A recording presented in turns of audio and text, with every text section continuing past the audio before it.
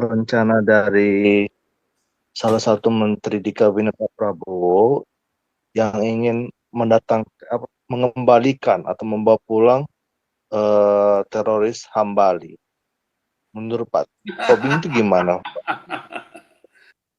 Kenapa saya bilang ketika Adam anaknya si Habel sama si Kain itu teroris pertama, manusia teroris pertama ya Kain itu. Diusir nggak? Diusir nggak? Diusir, harus dong diusir. Itu. Jadi dua-duanya diam, nggak bisa ngomong lagi. Dan itu aturan di semua negara diusir, Pak Tobing. Jadi Lah saya iya. kewarganegaraan saya itu bisa batal apabila saya terlibat dalam organisasi teroris. Loh iya betul. Makanya harusnya itu anggota DPR yang bela-bela Hamas itu ya harusnya kan sudah saya bilang pengkhianat. Pengkhianat. Iya. Jadi memang kalau saya bilang yang mengusulkan itu bisa kita cap pengkhianat loh sebetulnya loh. Yang mengusulkan idenya tadi itu Pak Urang itu pengkhianat bangsa loh. Justru itulah yang namanya pengkhianat itu.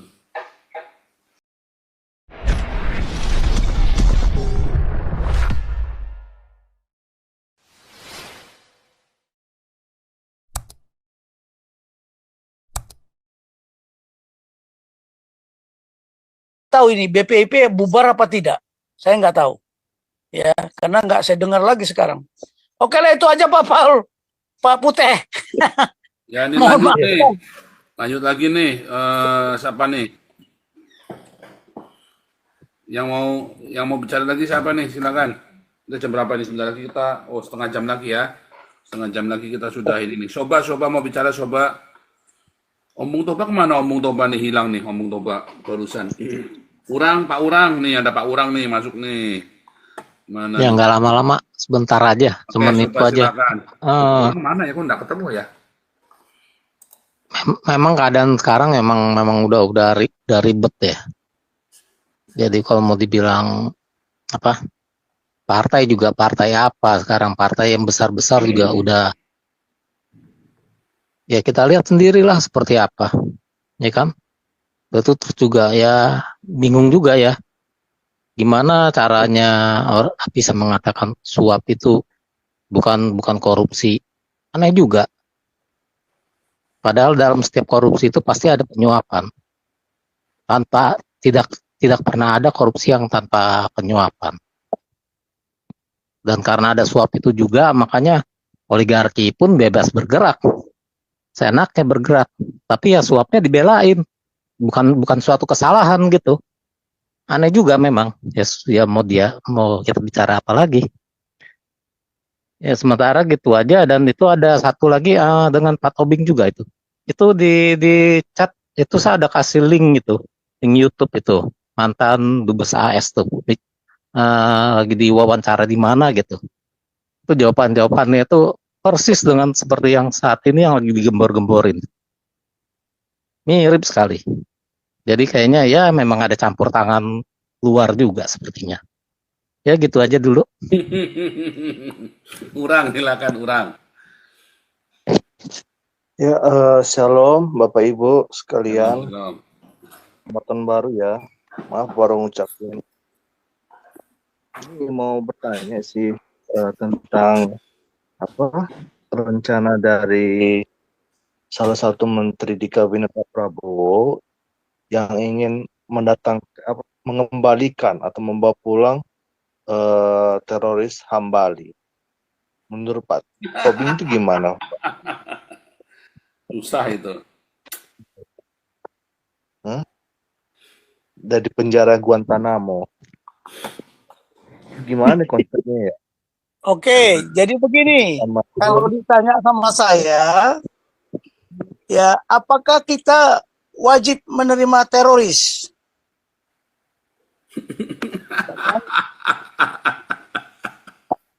Jadi beginilah. Mereka itu dulu waktu dia pergi kemana, ke Syria, ya ke Afghanistan, ke mana-mana pun dia itu keluar, kan paspornya udah dibakar. Udah dibakar, betul. Nah, sudah. Dan di publik Berarti kan, lagi di, ah, Iya, dan dia kan declare di publik di YouTube itu kan. iya. di publik Bahkan dia waktu bilang, Pancasila itu togut. Hmm. Ah, dia mau sekarang karena di sana sudah bergejolak, sudah tidak ada harapan, dia mau kembali ke Indonesia. bukan tulang Hambali. Bukan Kembali. dianya mau pulang, tapi mau dipulangkan oleh Mau dipulangkan. menterinya Prabowo, Pak Tobing. Oke, sekarang Kan pertanyaannya FPN ini, Pak begini. Tobing ini. Iya, Ya ya, kan? saya paham. Ada yang bangsa kita, ada yang bukan bangsa kita. Ada yang bekas warga negara kita, ada yang bukan warga negara kita. Ya, tapi sekarang patokan yang standar apa? Saya pernah mereka melaksanakan seminar kok. Ya, si Gayus Lumbun sama Hikmanto yang sekarang jadi Oh. rektor Universitas Ramayana. Soal berdebat, satu bilang, oh ini masalah kemanusiaan. Catat tuh ya, ini masalah kemanusiaan. Ya, orang yang jahat pun kalau dia bisa baik, katanya gitu. Si Gayus Lumbun. Tapi Iwanto bilang, wah belum tentu. Debatlah dua ini, saya cuma ngomong. Boleh nggak saya ngomong? Menanggapi kalian berdua. Apa patokan yang standar kalian pakai? Apa benchmarkingnya? Nah, Ya. di situ kan banyak. Kan ada orang Islam, orang Islam yang mendukung, ada orang Islam yang tidak cocok juga. Ya, kebetulan saya situ yang lain sendiri. Saya ini nasionalis, tapi kita bicara dulu. Ya, apa patokan saya? Patokannya Tuhan. Kenapa? Saya bilang, ketika Adam anaknya si Habel sama si Kain. Si Kain itu teroris pertama, manusia teroris pertama ya Kain itu. Diusir nggak? Diusir nggak? Diusir, harus dong diusir.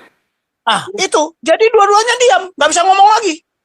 Dan itu aturan di semua negara diusir, Pak Tobing. Jadi Lah saya iya. Belanda, Lah keluarga iya, negaraan tapi saya itu bisa batal apabila saya terlibat dalam organisasi teroris. loh iya betul. Makanya harusnya itu anggota DPR yang bela-bela Hamas itu ya harusnya kan sudah saya bilang pengkhianat. Iya. Pengkhianat. Musuh yang terbesar kalau kita Jadi di suratnya itu Pak Tobing, saya kan tanda tangan tuh di surat kewarganegaraan itu kan, ditulis di Iya. situ. Kewarganegaraan batal apabila saya terlibat di dalam organisasi teroris. ya harus itulah patokannya, benchmarknya. Terdiam semua. Saya bilang orang Yahudi, orang Kristen percaya ada Kain dan Habel. Kalau saudara Muslim saya bilang Kobil dan siapa satu lagi, Kobil dan apa ya? Dia pokoknya dia Itu Jabal Gabil itu kan? iya, menurut dia. Tapi ya sama lah itu hanya dirubah-rubah aja lah itu. Biasa kan? Saya bilang, diusir sama Tuhan nggak? Diusir. Tidak boleh di situ kan? Keluar dia. Nah, itulah yang menjadi patokan. Jadi kalau negara kita, saya kira semua negara pun nggak mau nerima bekas-bekas teroris itu. Biar dia ada bangsa manapun, walaupun katanya, oh ini hak asasi manusia. Hak manusia. Bahkan saya bilang, bayangin ya, kalau mereka hidup di tengah-tengah rakyat Indonesia, rakyat mana? Kalau di tengah-tengah sesama iman, silakan. Tapi kalau tidak sama iman, dia membaur dengan lain. Oh, nanti mereka akan terhukum sendiri. Oh, itu mantan teroris loh. Mantan teroris. Bayangin dia beranak pinak di sini. Dia mendengar bapaknya dibilang teroris, dibilang apa gitu, mantan teroris. Anaknya nggak sakit hati nggak? Menimbulkan dendam. Tapi saya nggak tahu lah di mana IQ-nya orang-orang anggota MPR itu. Saya juga bingung kok. Saya berani taruh lah. Mari kita tes. Kau psikotes apa IQ-mu berapa sih? Kalau saya berani jamin, dong udah ada kok di Angkatan Darat sana datanya. Buka aja di Angkatan Darat sana. Tobing itu kayak apa psikotesnya kan begitu. Kenapa susah-susah? Jadi kita ini harus ada datanya. Makanya fix and memilih orang itu apa namanya?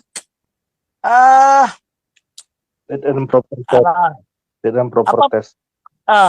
fix and proper test itu ya. Itu yang dilihat. Bukan karena dia bapaknya.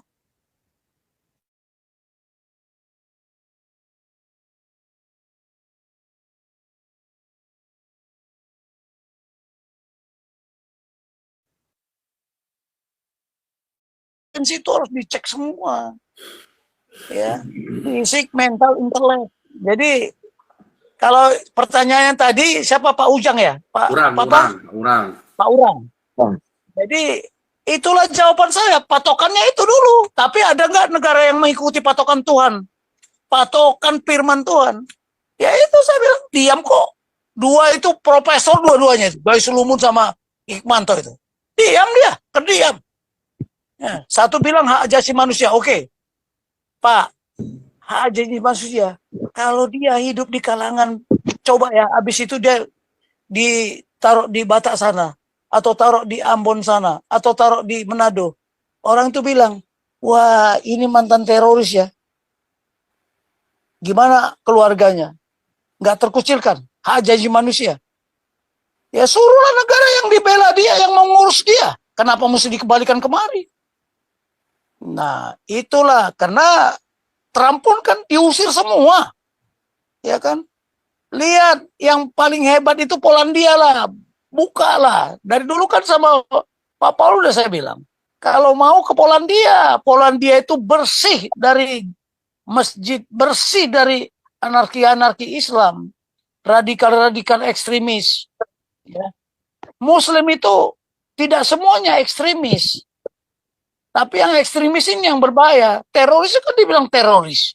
Teroris ekstremis. Jadi mohon maaf lah, ideologi itu tidak bisa lenyap. Dia hanya timbul dan tenggelam. Terorisme itu adalah ideologi. Tidak akan bisa kita basmi seketika. Nah, coba contohnya banyak lah, ya. Itu aja komentar saya Pak Urang. Nah, nanya itu Ya, jawaban saya maksudnya gini, standarnya. Kalau ada yang bisa lebih dari standar itu, silakan jelaskan. maksud saya gini, Tulang, karena kan kalau nggak salah beberapa tahun lalu kan Abu Bakar Basir kan mendapat remisi juga ya, alasannya kan karena dia udah tua dan seterusnya. Nah sekarang ini juga ada Hambali. Nah Hambali ini kan Tulang otak pelaku dari bom Bali kan. Nah dia kan kabur ke Pakistan, terus ditangkap di Pakistan, terus diserahkan ke Guantanamo di Amerika Serikat. Nah terus sekarang ada rencana ini Tulang untuk memulangkan itu apa namanya, Hambali ke Indonesia karena masih warga negara Indonesia katanya. Itu gimana pendapat Tulang? Ya, ini saya pakai patokan aja ya. Jadi harus kita bicarakan ada standar patokan. Dulu, zaman-zaman kerajaan dulu, kira-kira kalau dia dipulangkan, diapakan? Di tengah jalan diselesaikan, disekolahkan. Pak Puteta tahu artinya itu disekolahkan. Iya, tahu lah Pak. Nah, jadi sebelum masuk Indonesia disekolahkan. Cuman, siapa yang mau menyekolahkan dia? Itu persoalannya.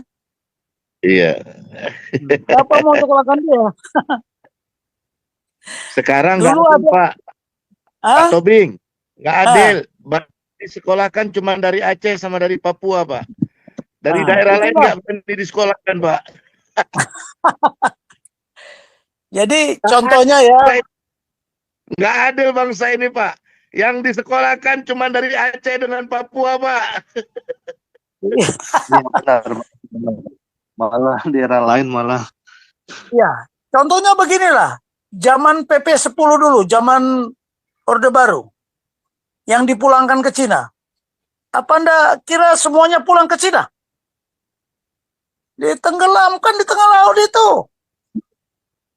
Pak, Apa? Bapak jangan ngomong dong, Pak.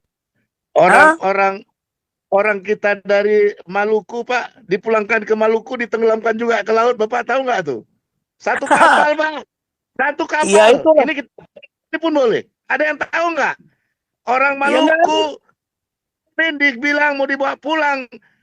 Itu orde baru loh. Orde baru loh itu. Satu kali Konyolan kita negara ngerasa. isinya guyonan toko, Pak. Ada Ini yang jadi tahu nggak kita itu? iya, tapi itu sejarah. Iya, tapi kan memang dari sejarahnya karena terlalu apa ya? Saya kira Indonesia itu terlalu gampang nanti Aduh, gitu ya. Dia tidak berpikir kalau di Eropa ini kita nggak gampang nanti ya. Saya belajar ya, jangan gampang nanti Pak Paul dia bilang ya. Kamu harus pertimbangkan sekarang bertindak, nanti konsekuensinya 5-10 tahun lagi. Makanya orang Belanda itu kalau bikin bangunan itu, bikin tata kota tuh buat 100 tahun ya. Gampang nanti. Kayak Soeharto kan bilang waktu minta gaji PNS Polri naik, oh gampang nanti PNS Polri TNI bisa cari uang sendiri. Dari situlah korupsinya berasal. Saya ingat sekali itu ya kata-kata itu ya waktu siapa itu ya menteri minta ini harusnya gajinya ditambahin begitu kan. Terus Soeharto jawabnya itu tadi kan gampang nanti TNI nanti ABRI sama PNS bisa cari uang sendiri. Ya akhirnya itu tuh budaya korupsi itu dari situ. Ini kan Ya sama aja Pak Paul. Pembangunan jalan, pembangunan apa, semua dikorupsi. dikorupsi. Ya termasuk Contoh pembangunan ya, jalannya Dendels itu kan Anjar Panarukan itu kan dikorupsi sama sultannya sendiri kan, sama bupatinya bupati apa itu Kendal apa itu dulu itu saya lupa itu ya dikorupsi sendiri iya. kan gila Jadi itu. contohnya beginilah, contoh ya, saya beritahu contoh. Ketika jalan tol pertama di Indonesia, Jagorawi, itu yang bangun siapa? PT Erba. Itu dari mana? Dari luar negeri. Yang dibangun dia sampai sekarang masih kuat. Tapi yang ditambah-tambah yang di kiri kanannya baru berapa tahun sudah bongkar lagi. Kenapa? Kalau dia benar membangunnya, seperti asrama-asrama tentara itu ya, yang batalion-batalion baru, itu kan harusnya kokoh. Ya sampai sekarang, yang seperti Pak Paul bilang, kalau Belanda bangun terus untuk sekian ratus tahun. Bayangin, nggak sampai 10 tahun bangunannya sudah rusak. Padahal pada waktu itu, karena berpikir orang itu tidak ke depan seperti orang Belanda umpamanya. Harga semen masih murah. Harga semua masih murah, tapi campurannya sudah dikurang-kurangi. Rusak, diperbaiki lagi, diperbaiki. Harga semen sekarang berapa kali harga semen yang dulu? Harga pasirnya dulu, berapa harga pasirnya sekarang? Ini cara berpikir orang Indonesia kan, itulah kebiasaan, cari makan seminggu untuk hidup seminggu. Ya begini inilah mental bangsa kita ini, karakter bangsa kita ini belum bisa berubah. Bagaimana menuju Indonesia emas? Kalau ada pejabat yang berani menjamin Indonesia emas, itu baru jagoan. Kalau masih menuju, saya sampai enggak? Gini ya, saya ada filosofi dulu. Saya sama Pak Putih, ya kan, ingin menuju Surabaya. Ya, Pak Putih ada bekal. Saya nggak pakai bekal. Kira-kira sampai nggak ke sana? Nggak sampai. Kalau sampai pun saya bisa di tengah jalan sudah mati, saya nggak ada bekal. Tapi kalau Pak Putih, tenang dia. Nah bekal itu apa? Karakter dan kompetensi. Kalau para menteri ini punya karakter dan kompetensi, sampai kita ke sana, menujunya ke sana.